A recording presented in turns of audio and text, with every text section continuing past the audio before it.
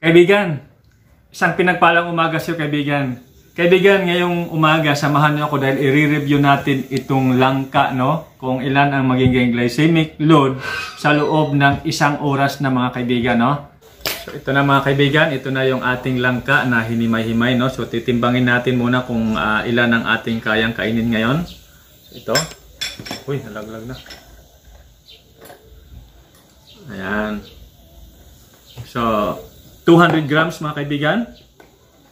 Yan, nakikita? Yan, so tingnan nyo, 200 grams to. Okay, so ito na. Pero bago tayo kumain mga kaibigan ay magsusukat muna ako ng aking blood sugar. Mga kaibigan, medyo bumababa ang aking blood sugar. So pakiramdam ko ay nag-hypoglycemic na ako. Yan. Okay. So yan ang ating blood sugar ngayon mga kaibigan.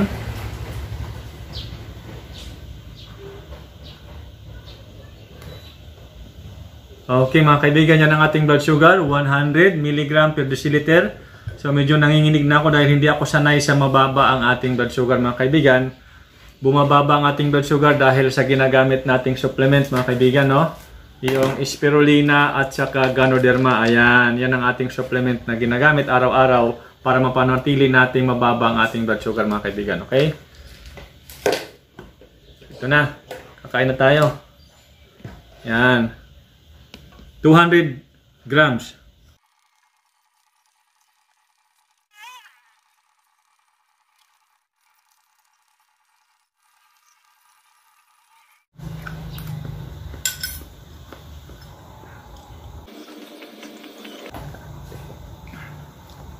Yan mga kaibigan, tapos tayo kumain alas 10:05 ng umaga mga kaibigan.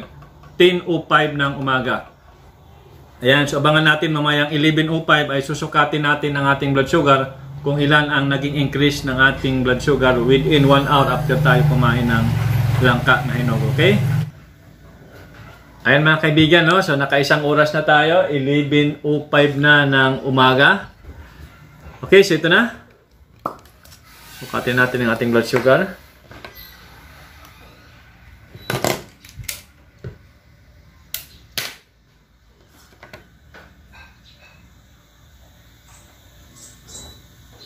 Yan mga kaibigan. Yan ang ating blood sugar ngayon.